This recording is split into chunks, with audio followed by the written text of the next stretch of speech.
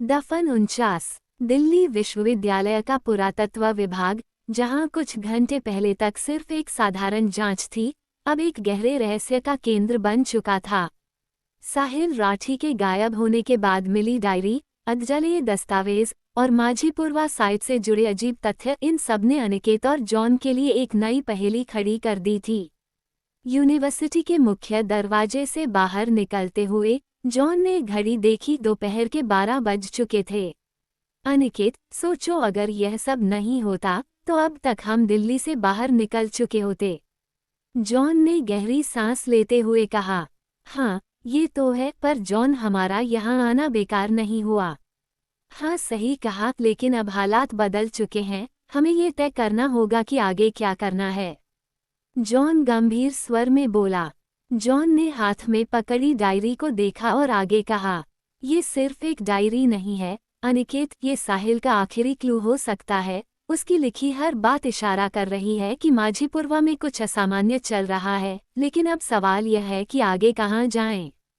इस पर अनिकेत ने कुछ नहीं कहा, बस साथ साथ चलता रहा। जॉन जानता था कि अनिकेत का मौन गहराई से सोचने की प्रक्रिया थी, वह जरूर आगे का प्लान कर रहा होगा। इसलिए हमेशा की तरह अनिकेत की प्रतिक्रिया का इंतजार किए बिना जॉन अपनी बात जारी रखता है। दोनों धीरे धीरे पार्किंग एरिया की ओर बढ़ रहे थे। वे दोनों कार के पास पहुंचे और दरवाजा खोलते ही जॉन ने कहा, मैं सोच रहा हूँ यह मामला बस साहिल के गायब होने तक सीमित नहीं है। प्रोफेसर हामिद गायब हैं, माहिरा का भी कोई सुराग नहीं, और अब ध्रुव भी लापता है। ये सब एक दूसरे से कैसे जुड़ा हो सकता है? अनिकेत गाड़ी स्टार्ट करने से पहले कुछ देर सोच में पड़ गया, फिर उसने धीरे से कहा, हो सकता है कि कोई नहीं चाहता कि हम माझीपुरवा जाएं, या फिर जो रहस्य वहां छिपा है वो खुद हमें बुला रहा है।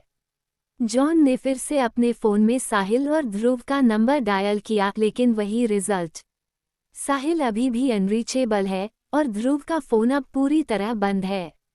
अनिकेत ने गहरी सांस लेते हुए कहा, अब इस मामले को अकेले सुलझाना नामुमकिन हो रहा है। जितने लोग इसमें शामिल थे वे एक एक करके लापता हो रहे हैं, हमें पुलिस की मदद लेनी ही होगी। जॉन ने हल्की भौहें चढ़ाते हुए कहा, मतलब इन सब की गुमशुदगी की रिपोर्ट दर्ज करवानी होगी। अनिकेत ने सिर हिलाया, और क्या ऑप्शन बचा है? हमें रिपोर्ट फाइल करवानी होगी ताकि मामला आधिकारिक रूप से पुलिस के रिकॉर्ड में आ जाए। लेकिन अनिकेत, जॉन ने गंभीर स्वर में कहा, क्या इससे कोई फर्क पड़ेगा?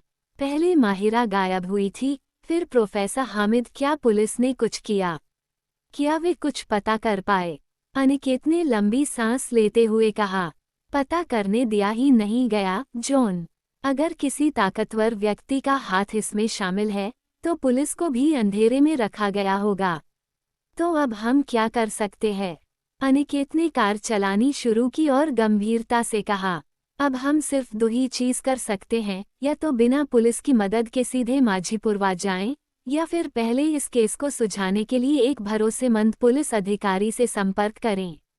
जॉन ने धीरे से कहा, अनिकेत, अगर हम पुलिस को इन्वॉल्व कर रहे हैं तो हमें किसी ऐसे पुलिस वाले की जरूरत होगी जो भरोसेमंद हो, वरना हमारा केस भी किसी फाइल में दबकर रह जाएगा, और खासकर कॉल रिकॉर्ड चेक करवाने के लिए भी। अनिकेत ने हल्की मुस्कान के साथ कहा, बिल्कुल, हमें किसी ऐसे इंसान की जरूरत है जो सिर्फ सिस्टम का हिस्सा ही नहीं बल्कि हमारा अपना भी हो। जॉन ने शंका से उसकी ओर देखा, ऐसा पुलिस वाला कहाँ मिलेगा, है न? अनिकेत की बात पर जॉन ने भौहें चढ़ाते हुए कहा, मतलब पुलिस में कौन हमारी मदद करेगा? अनिकेत हल्की मुस्कान के साथ बोला, शेखावत। जॉन एक पल को चौंक गया, तुम्हारा मतलब है इंस्पेक्टर शेखावत? क्या अभी भी उससे तुम्हारा कोई संपर्क है? अनिकेत ने हल्के से सिर हिलाया, नहीं, झलक केस के बाद से हमारी उससे कोई बात नहीं हुई, लेकिन उसे खोजना मुश्किल भी नहीं होगा। जॉन ने अपने फ़ोन पर तेजी से टाइप करते हुए पुलिस रिकॉर्ड्स को खंगालना शुरू किया। उसने कुछ कीवर्ड डालकर एक डीप सर्च किया और कुछ ही पलों में स्क्रीन पर रिजल्ट आने लगे। अनिकेत, तुम्हें पता है? जॉन ने स्क्रीन पर नज़र गड़ाते हुए कहा, शेखावत अब एसीपी बन चुका है। लेकिन मुश्किल यह है कि उससे सीधे संपर्क कैसे किया जाए।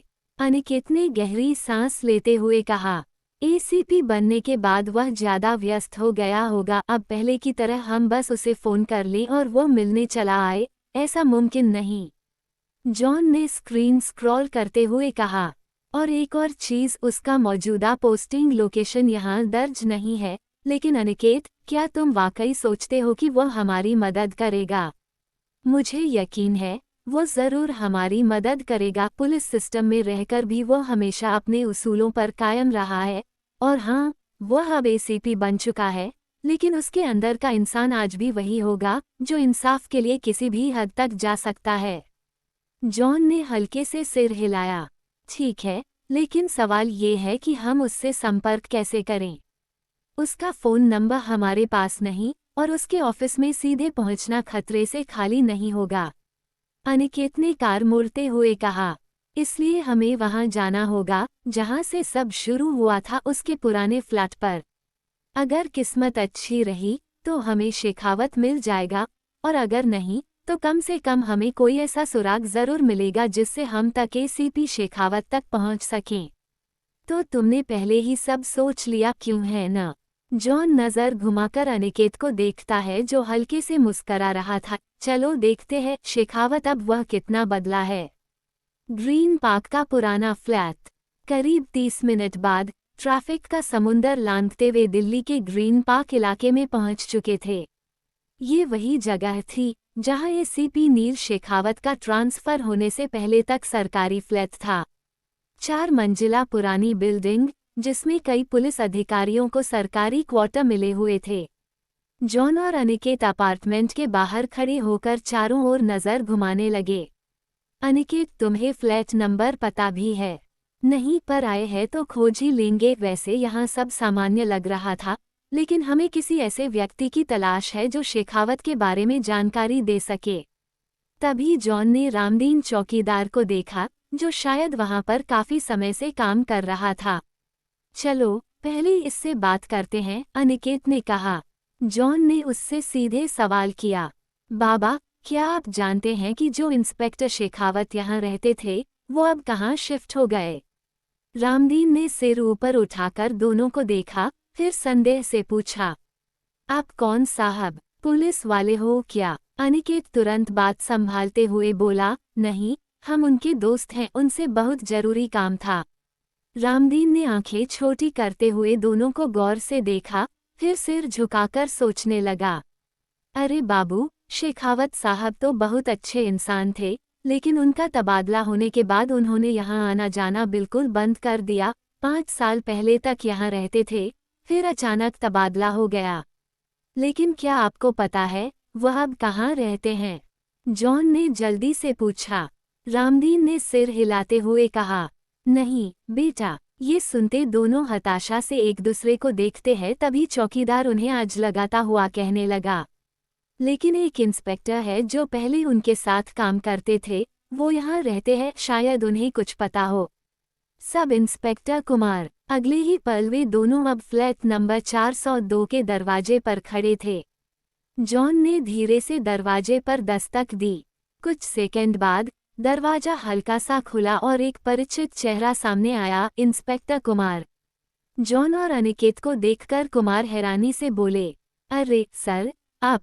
अनिकेत हल्की मुस्कान के साथ बोला, हाँ, और तुम भी यहीं हो, ये जानकर अच्छा लगा। कुमार ने दरवाजा पूरा खोला और हाथ जोड़ते हुए कहा, अरे सर, आइए न, अंदर आइए।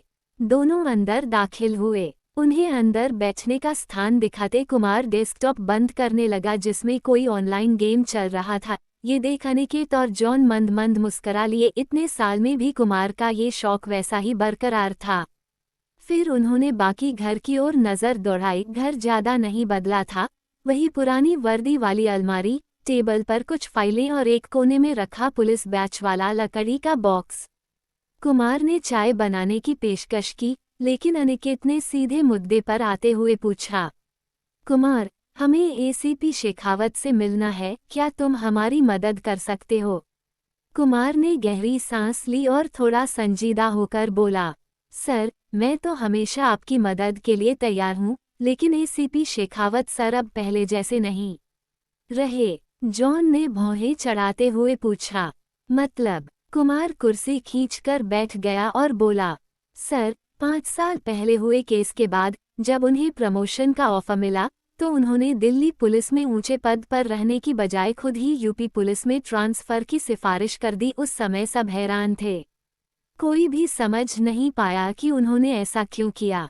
अनिकेत ने माथे पर हाथ रखते हुए सोचा, एक बड़ा केस सॉल्व करने के बाद कोई भी पुलिस अधिकारी प्रमोशन लेना चाहेगा, लेकिन शेखावत ने खुद ही दिल्ली छोड़ने का फैसला क्यों किया?